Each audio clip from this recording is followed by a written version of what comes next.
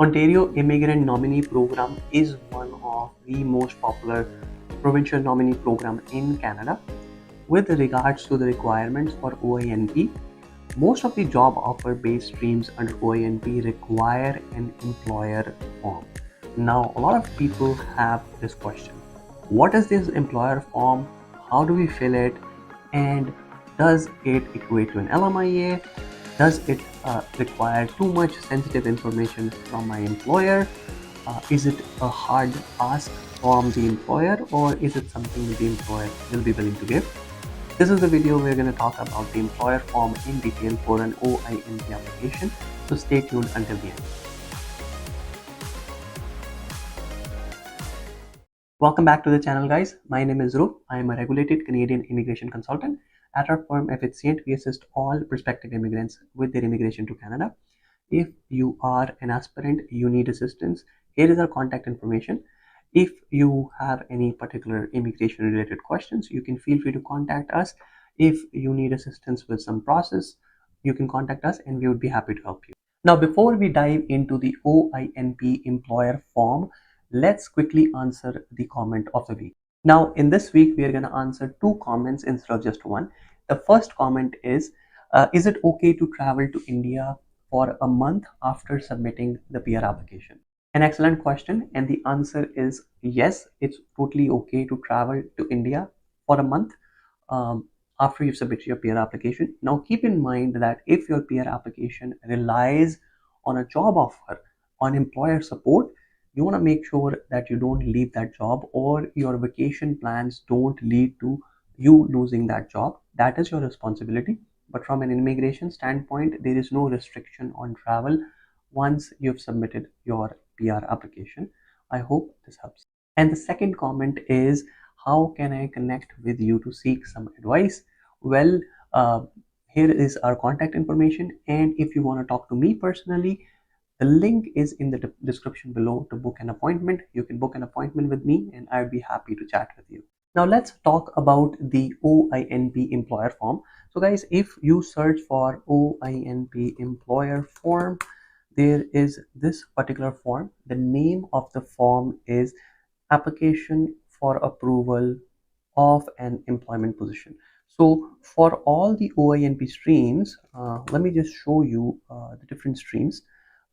These are all the OINP streams, and these are all the streams that are based on a job offer. So there is the Ontario Immigrant Nominee Program's employer job offer stream for foreign workers.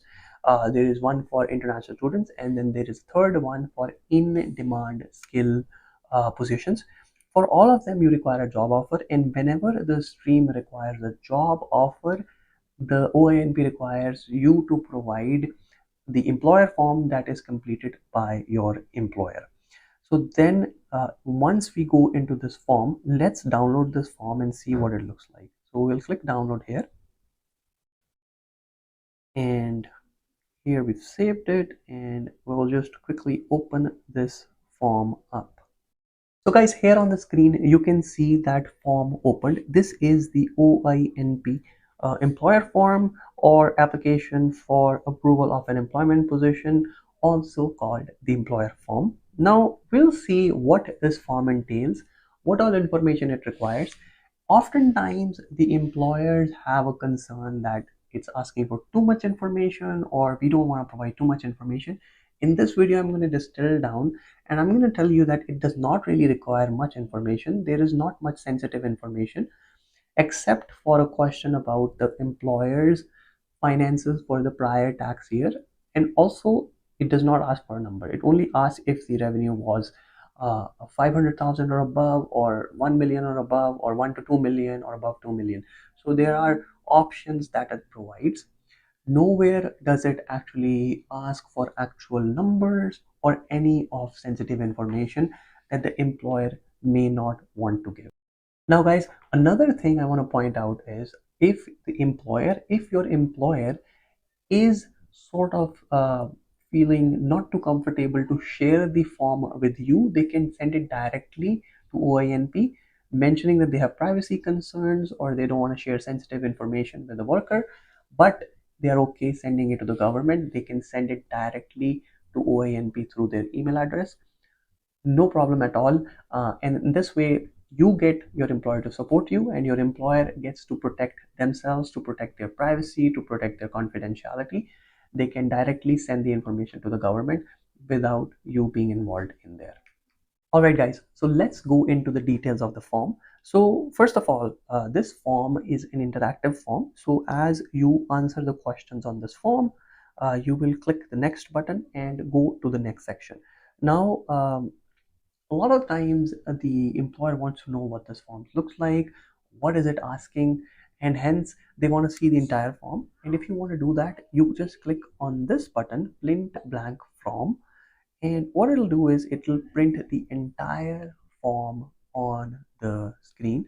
Now in one go you can look at the entire employer form without any problems, right? So that way you don't have or your employer doesn't have to go through next. They can print it out and they can see it for themselves what the information is. Now let's go into the details of what the form actually looks for. All right, guys. So section A of the form is information about employer. This is very basic information. So what is the legal name of the employer? Nothing sensitive here. It's all public information. If there's an operating name, so maybe your employer has a numbered corporation in Ontario and the operating name is say Tim Hortons, then that's how you write it. Employer's address, which is the head office. This is the address where the headquarter is, where the head office is. And then the question is, will the employee work at the above location? If you're working in the head office, you say yes. If not, then you say no. Then the next question is the business location where the employee will work or report to work.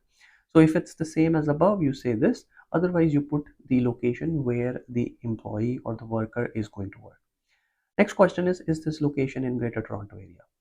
Now, guys, based on if the position is in Greater Toronto area versus somewhere else, there are certain aspects that change. There are certain things that change with regards to eligibility requirement for different programs, and hence this question is important. You can hit I here to see what is the Greater Toronto area. That comprises the city of Toronto and regions of Durham, Halton, York, and Peel. So all that belt comes in the GTA area. Number of full-time employees who are Canadian citizens or permanent residents who work at this location do not include the employee who is applying for the certificate of nomination. So in this question, you want to tell about the number of Canadians or permanent residents who work at this particular location. Now, these have to be full-time folks. So, for example, you're working at say um, 90 King Street, East Toronto, and this is one of the locations of your employer. You need to count the number of Canadians or permanent residents working full time at that particular location, not in the entire organization. Um, it has to be for that location, and you need to list them here. Now, based on that, the eligibility for programs again varies and changes, but make sure you answer this correctly. Next is the mailing address. It's pretty standard. Wherever the employer needs them to be contacted, that is the mailing address that goes in here. So guys, this is pretty standard. Once we go next, the next is again the contact information continued for the employer. And here it is information about the revenue and legal structure. Now this is, guys, the most sensitive information in this form really. This is where most of the employers may deny to provide information, but it's not that much information that is being given out anyways. So let me give you a rundown here. Date of establishment, it's public information. Whenever the company was established, incorporated, you will write that. Incorporation number, registration number. So if you are federally incorporated, you have a corporation number. If you are provincially incorporated, you have a number, you put it there. And then CRA business number. Every company, every business in the country is issued a CRA business number by the CRA. That's the identification of that business with the CRA. You need to provide that here. Next is the legal structure. So if it's incorporated in Ontario, if it's sole proprietorship, limited liability, LLP, or if it's incorporated federally, you will accordingly select this part. As your business has been amalgamated in the last 3 years, so amalgamation means that maybe you merged with another business or someone acquired your business, All those things come under this section. So last three is, if your business is a corporation that has been amalgamated, you must demonstrate that one of the predecessor businesses has been in continuous operation for at least 3 years. So one of the requirements for OINP applications is that the business has to be at least 3 years old, and hence if your business has gotten amalgamated, then you have to showcase that the predecessor business, for example, say you were working on for business A, and business B acquired it. Business A at least has to be 3 years or older in order to be able to claim or be eligible for this program. Number of years in active business prior to date of submission. So depending on how many years the company has been in business, you select this. Lastly, the gross revenue for the most recent fiscal year. So here you basically tell if your was under 500,000, from half a million to a million to 2 million, or 2 million or above. And then this is the start of the fiscal year, this is the end of the fiscal year, the start and end date of the fiscal year. Every company has a different start and end date of the fiscal year, so you have to select based on your own company. Next comes the employer profile.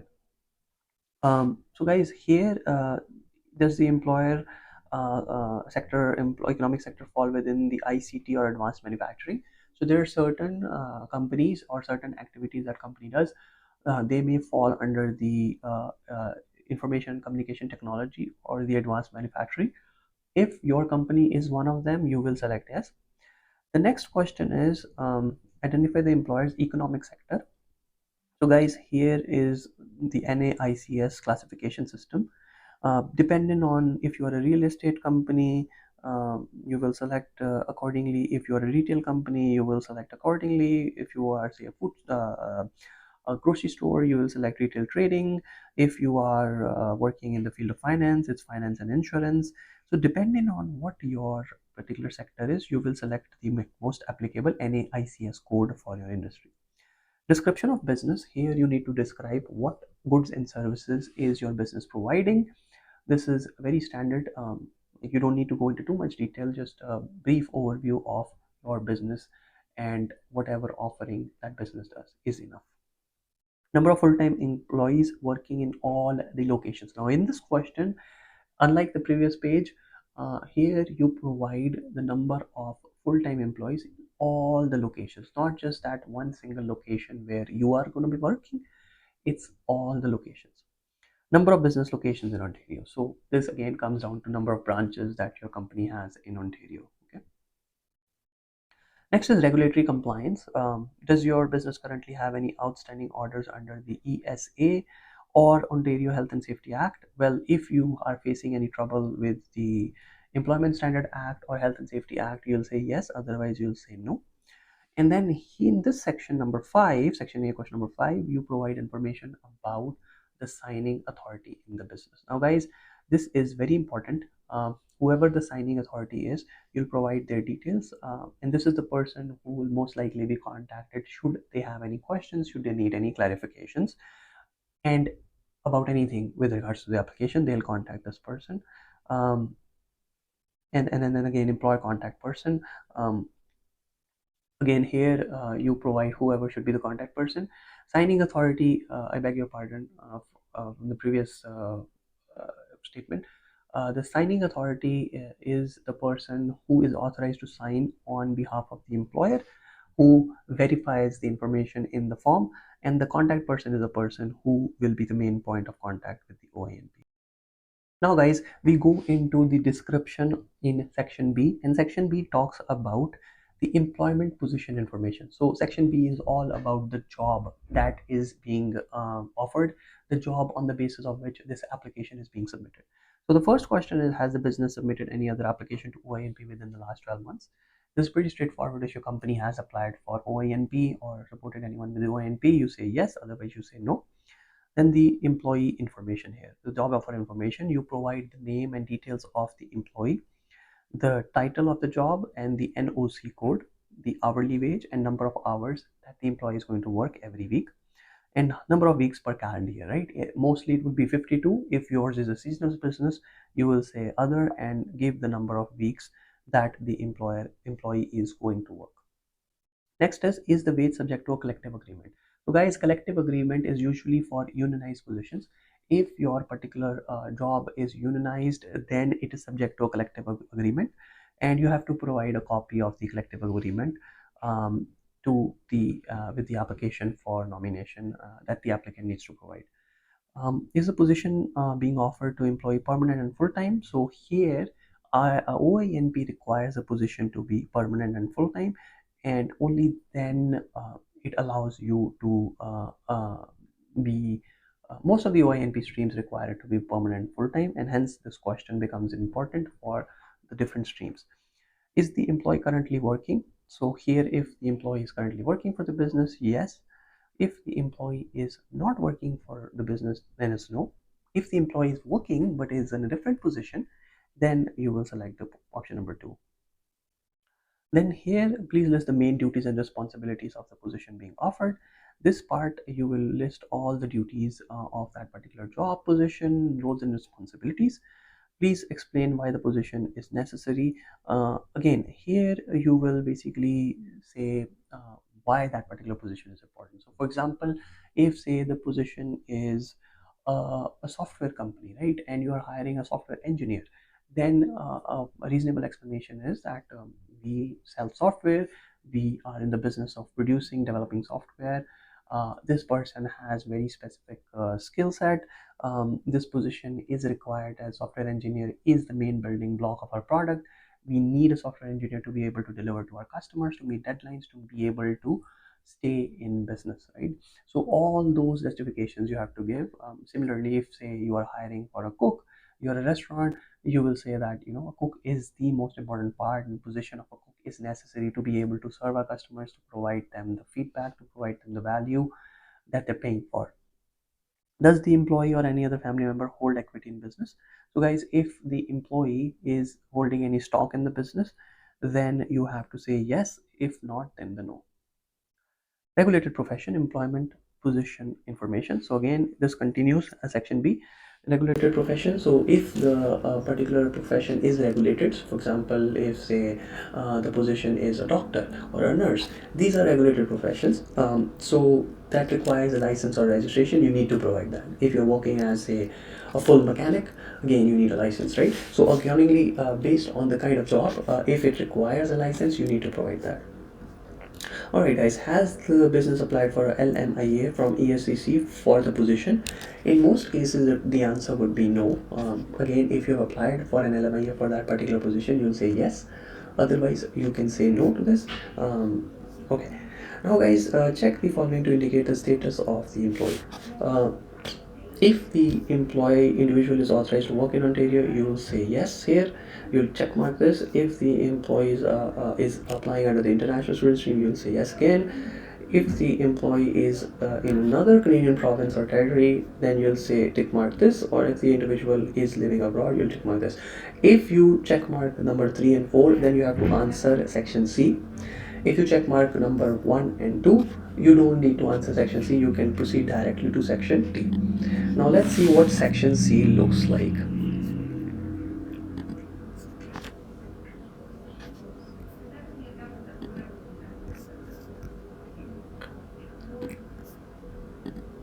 Now in section C, we'll see that this is all about recruitment summary, right? Section C applies for folks who are either in another province or territory, not in Ontario, or the folks who are living outside Canada.